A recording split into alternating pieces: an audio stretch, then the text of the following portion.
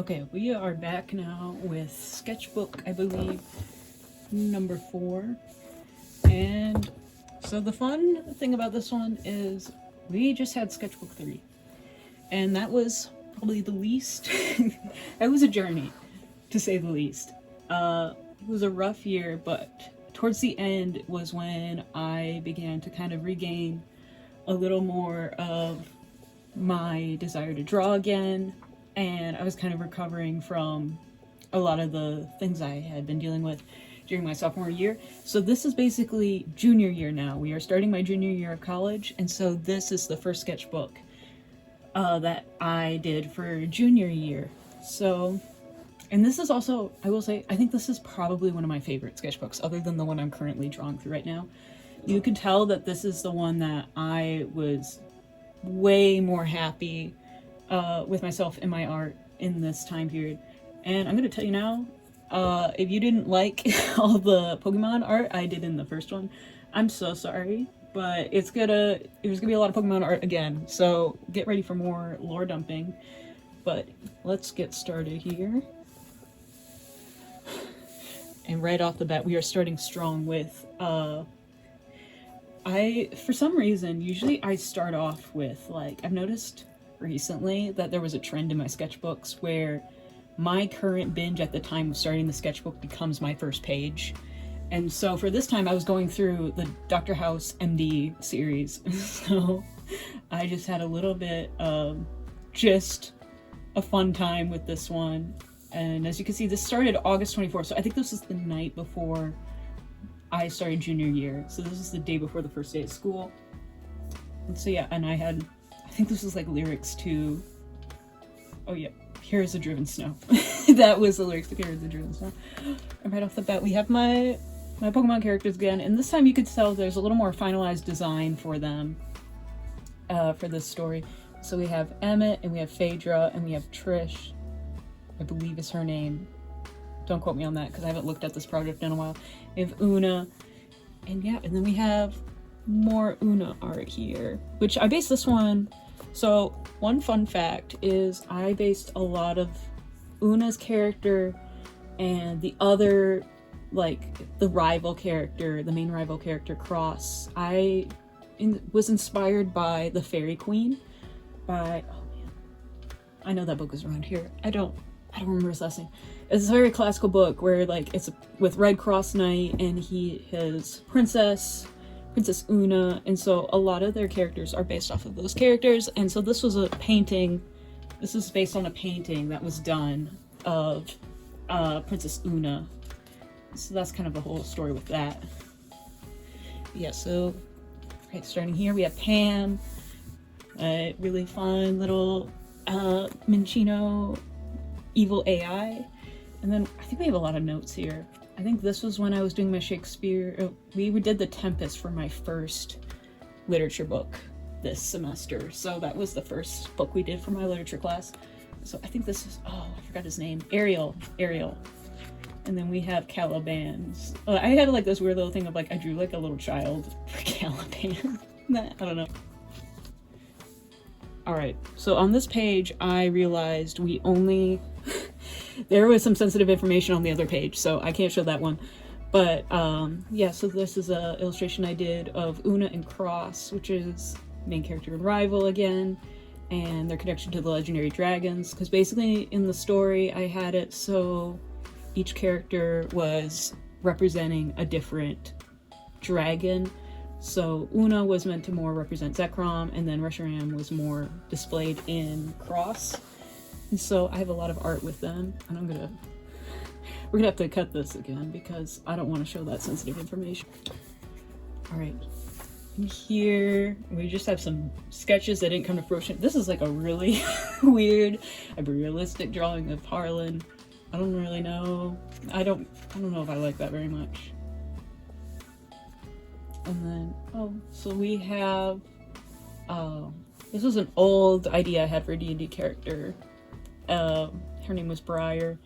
So I didn't know this was here, actually. This was just a joke that my friends and I would say to each other. I'm just a finite creature. You know. Some lyrics. I love that song, Though I'm a Tortoise. Well, she doesn't, they don't go by this name anymore, but as from what I can remember, but I do love that song. We have some of Moxie.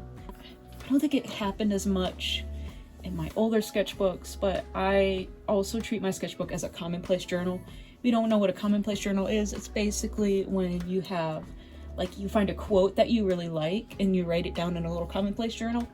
I don't have a commonplace journal. I just use my I just use my sketchbook for that. So I think in these later ones you're gonna find a lot more commonplace notes. I think this was just a story idea I had. I think that was for a paper, honestly. Another story idea I had. There's a, oh my goodness. The guns are gonna get me canceled, I swear. Okay. So, I think we have more notes here.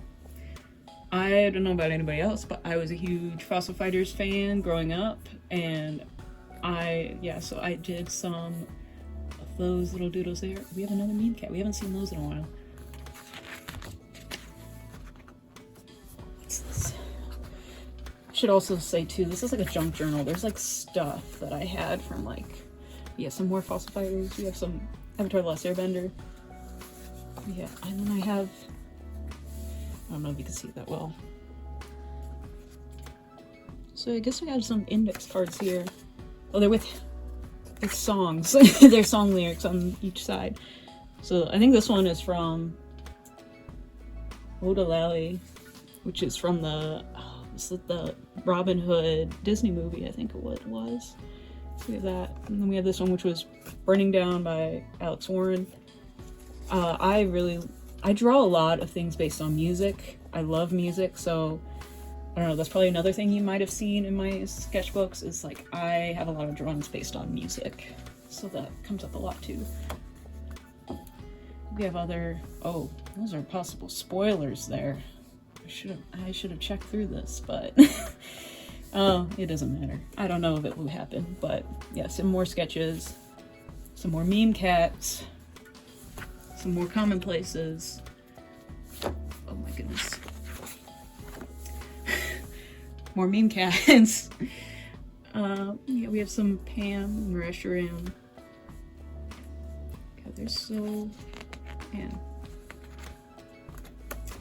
Okay, so this I think is the beginning of... It doesn't really start here, but I did a little challenge by a YouTuber. I can't remember what her name was, but she had a little prompt list going on where it's like you did these prompts throughout October, and I decided to take part of them, and it was basically like just more abstract prompts. So this one I think was for Scrapped, so you did something based off of the prompt Scrapped. And so this was originally a sketchbook page that I just did not like, and so all these sticky notes I think are covering up like sketches I did not really care for or didn't finish. And so I just redid this into more of like a, I don't know, I think it was a more Pam became like the central character throughout all the prompts that I did for this. And this one I think was based off the song Lay All Your Love on Me. Yeah, so that was kind of what was going on here. But yeah, and I think this is just commonplace. Sorry, I'm left-handed too, so this is probably, you're like, can't probably read any of this. Alright. Yeah, so I just did some Inktober things too. So I think this is actually the first in a while. Like, this is when I began to like slowly kind of ease myself into my original characters again from my original stories. So we have Nanku. She is actually, so this was first OC. She is actually one of my first OCs. She was based off of, so there was a warrior cat OC that I had who became Neko or Cat Girl. And so I redid her for a story and she's now the antagonist. So that's where Nanku came from. She's actually originally from the Warrior Cat series, so fun fact. And then we have Cosmo here, my other OC, which is modern, I think. We have outfit swap here for Moxie and Cosmo. And then neglected OC. There's many of them, but I chose Riker for this one. Who is, he's one of those characters that's like haunts the narrative type of thing. But then we have cute little Pam again with his little bow tie. Okay, so admittedly, this is when I had started watching the show Supernatural for the first time. And I'm gonna say, I actually really enjoy Supernatural, but I will say I've only seen the first 5 seasons.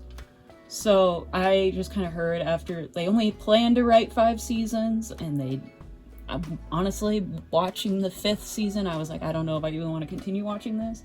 So I watched the first 5 seasons. I really enjoyed it. Would I watch more of it? Probably not. I didn't really want to go into the next 10 seasons. So I heard the first 5 are the best anyway. But I loved it so much I drew this. It was around Halloween when this happened. And I'm actually really proud of it. So these were like Pinterest pictures I did. I saw and just redrew. And then this one, I think what was happening, I did one, so this is another one of those prompts from the October challenge I did, which was, I think this one was something about like spotting or inking or like bleed. I think it was bleed through. So this is the original side, I do believe, where it's like it was happy and it was fun. And then you turn it around and I retraced it in Sharpie and made it a little darker is what happened there. But yeah. Yeah, I think we were talking about, this was like an in-class discussion. But oh, I do love this illustration. I think this is a favorite. I think this was, the prompt was glitch or something like that. Then this one, Inktober, hero to villain. So that was my OC Cosmo as a villain. Or it was an attempt. And I think, if this is correct, this is the other side of a comic here. So this was based off of the song, do I have the song name here? It was the one from Mary Poppins. It's like, winds in the east, mist coming in, like something's brewing, about to begin. Can't put a finger on what lies in store. What's to happen, all happened before. So that song, it's a fun story about that. That song is about 1 minute long on Spotify, and I listened to it on loop when making this comic because I thought it kind of fit the story of like basically in the dystopian world. This is basically replaying the events of Pokemon Black and White, and so I was like, oh, I should make a little comic referencing that. So I put a lot of time into it, but then I listened to the song on loop. Well, Spotify had wrapped and finished around that time, and so that was my #1 song for the year because I listened to it so much trying to do the comic, and I was honestly kind of embarrassed by that. It's a good song, but it was not like, I think my second most played song would have been the first if it weren't for that drawing. Yeah, so we have some more Inktober, gender swapped my other 2 OCs. We have Sorrel, a little boy. I don't know what that one was for. Oh, and then we have an Alice in Wonderland theme. And so I did that one with Luna. I thought that fit her. So I think this one was, the prompt was misprint, and I had no idea what to do for this one. I did not have a ton of ideas on what to do. So I remember looking on Instagram trying to see if anyone else had any ideas for what to do for misprint, and I couldn't find anything I really liked.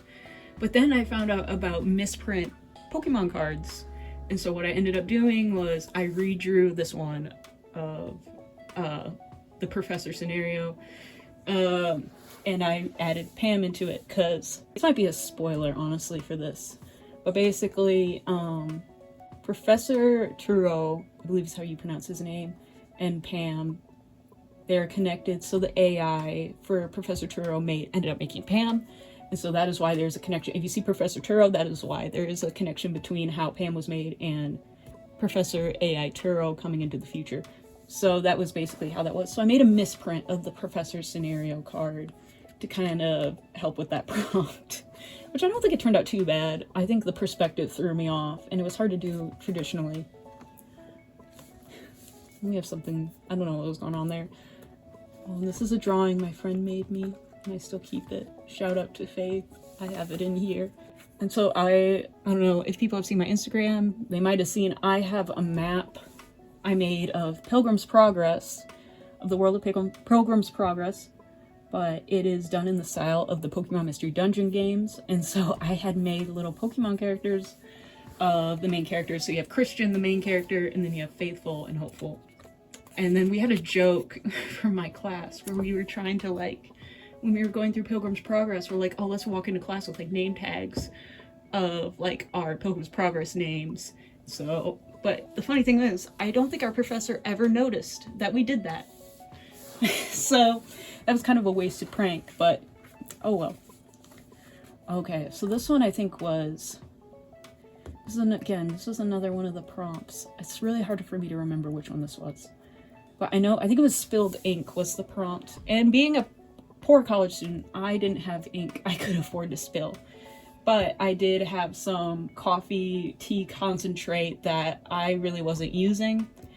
And I'm like, well, I got this concentrate for free, so why don't I just use it to paint? So I basically splattered it onto the pages and I drew on it as if it were like, basically like ruined paper. And so I made like a journal entry for like Paradox Pokemon.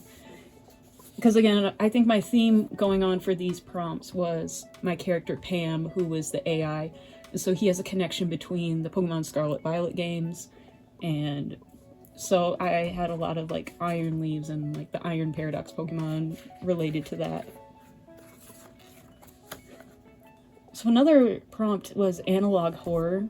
And so I made a little reel basically of like an analog short of basically just a TV and some faces of Pam that switched, and during that it would be a voiceover of Descartes' evil genius theory. So if you've never heard of that, I would recommend looking it up because I'm not an expert on it and I don't fully remember how it went, but basically he had an idea of, oh, what if there was, how do we know that what we are dealing with is reality? And what if instead there is an evil demon basically trying to put these images in our head, misleading us? And so that was kind of like the voiceover I did in the background for this. Because it was kind of basically, again, it was Descartes, I do believe, influenced the character of Am a little bit. So I thought this would be kind of a fun idea. I don't think the reel did very well, but I was pretty proud of it when it came out.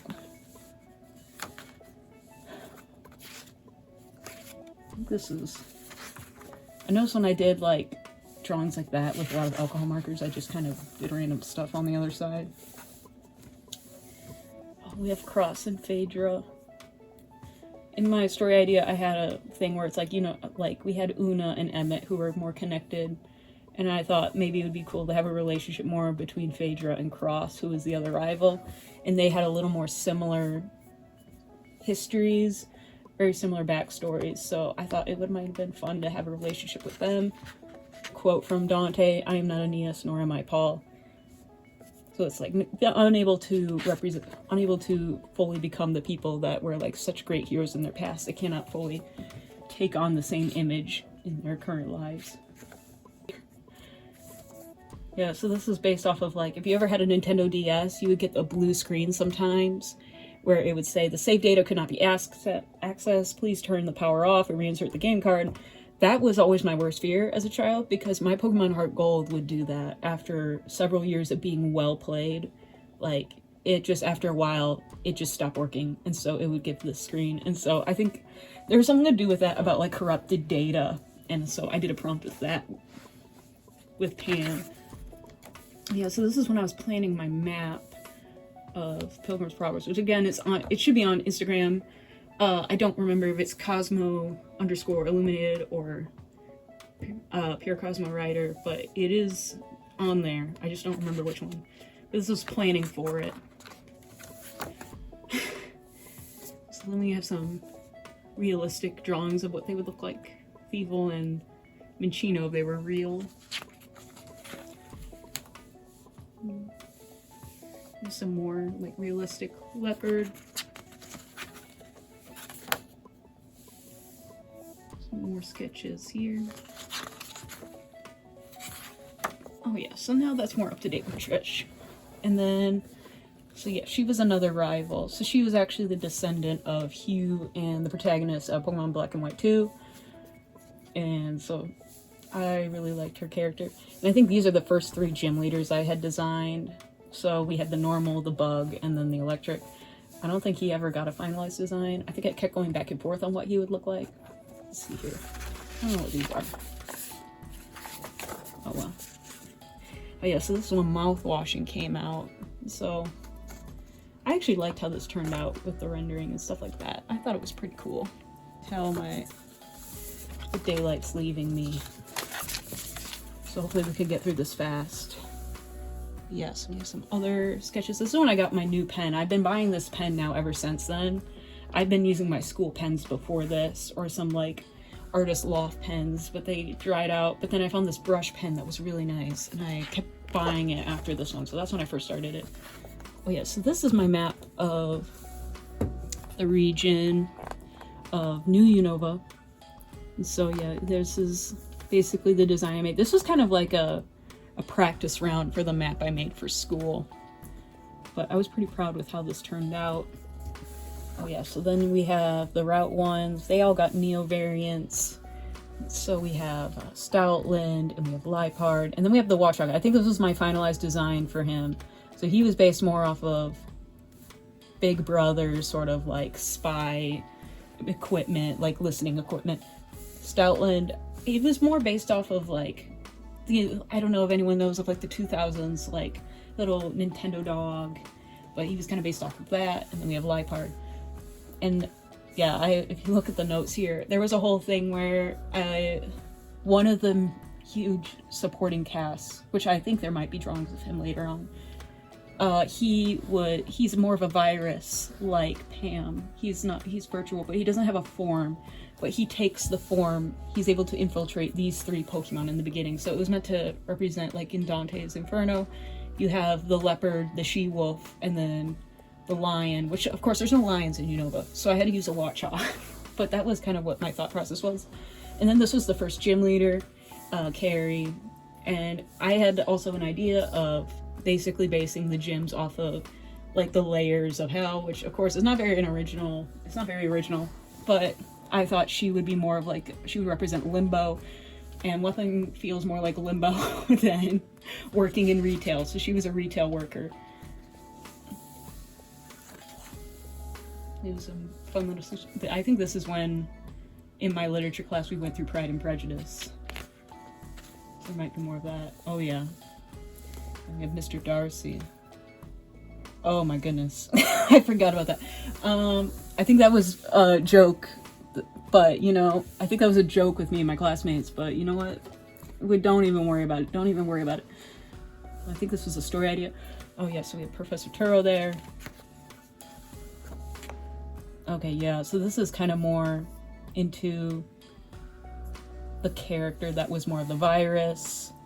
His name was Futile, and so yeah, this is like, if you think of like an AI, I don't know, I would hope people would remember when AI art that was generated would look like more surreal and stuff like that. If he were to do that, I think it would look something like that. That's what Futile would probably think he looks like. But yeah, and then Futile would take the forms of these 3 Pokemon. He mostly take the form of this one throughout the story. I feel like such a nerd talking about these things, honestly. Oh yeah, and then we have another thing of Futile again. That was some notes I took from a YouTube video I liked. Yeah, so we have Pam and Liepard and Futile.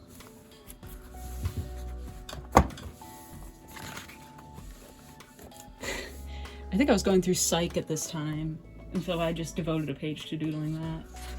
And this is the comic. So I did a little comic based off of the song Sometimes by Nick, I think it's Let's Go.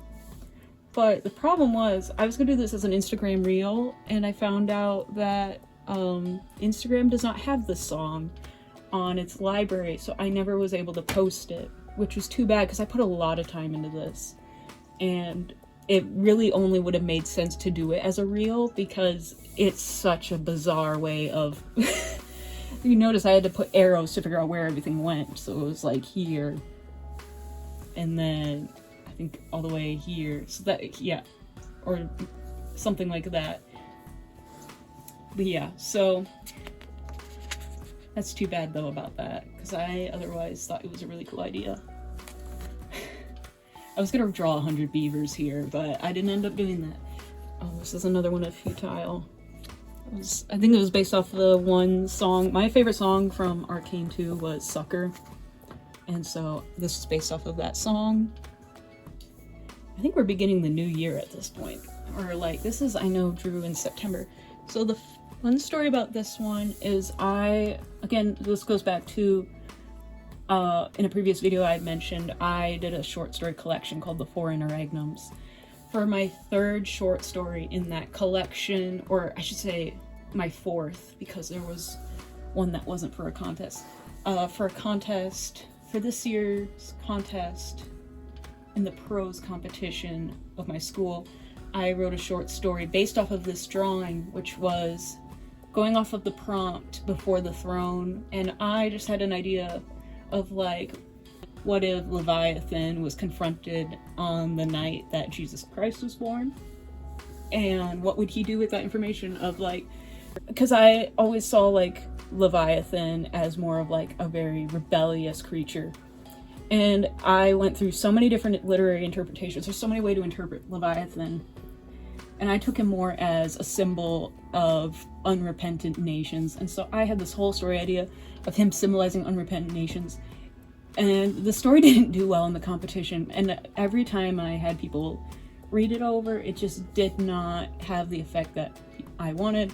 Or it would be people thinking like, you could think Satan can be saved. I'm like, no, that's not what it is at all. So unfortunately, the short story was not very well received because I wasn't able to explain, or like people weren't able to pick up what I was trying to lay down. And so, but I still love the drawing. It just unfortunately just didn't end well. But I actually still am really proud of that story. It's just, I don't think I had a word count limit of 2,000 words, and so that was just not enough to explain all the ideas I was trying to hold in there. Yeah, and here's another one, Leviathan. We have a wanted poster. And then we have Phaedra again. Okay, so fun story about this one. I had an idea for an SCP that I've actually wanted to submit this to the SCP Foundation if I could. I never learned how to do it, but I wanted to submit this to the SCP Foundation. It was based off of when I worked in retail. We had this thing called the Sea of Red every Valentine's Day.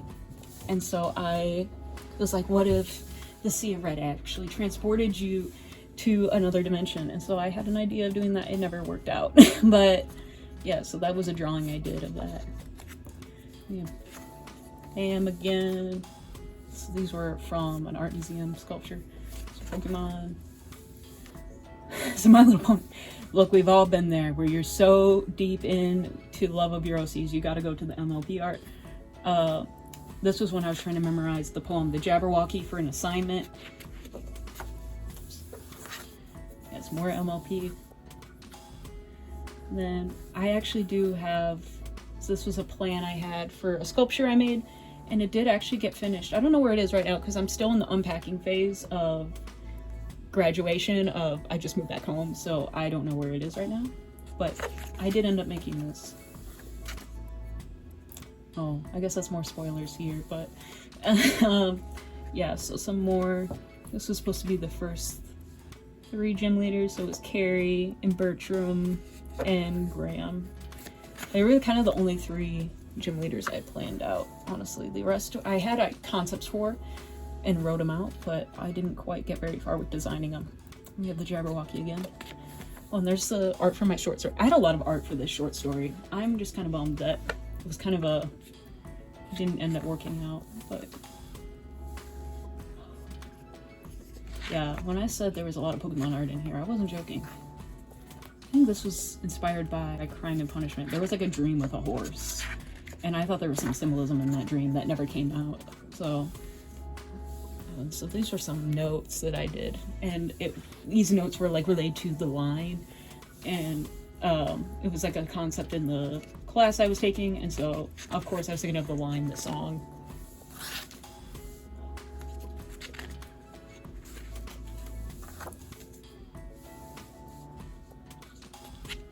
Let me see, I'm reaching the end here. So this is when I was rewatching Arcane. I think this was when I watched season 2. And we are at the end, and we end with my favorite. I ended with my binge of the time, reflecting the beginning where I started with my current binge. I ended with my new current binge. And for me, that was Creekcast at the time. I was catching up on Creekcast, and I loved it, and it was so much fun. And I finished this. We finally have a finish date. We have January 31st, 25. So last year. And so yeah, we have finished book 4. And yeah, so there was a lot to go through. This is the first sketchbook I had completed. Every other one was unfinished up until this point. So this is the first time I actually completed a sketchbook. And so I think it was also the shortest amount of time to complete a sketchbook, because I think it started in August and then it finished in January. So that was good. I can't count. 4 or 5 months. So most of them, which I guess is average. But I felt like with this one, I went through it really fast compared to the others. But yeah, so this was my favorite sketchbook, actually, of the sketchbooks you'll be seeing. And I will come back with the next one.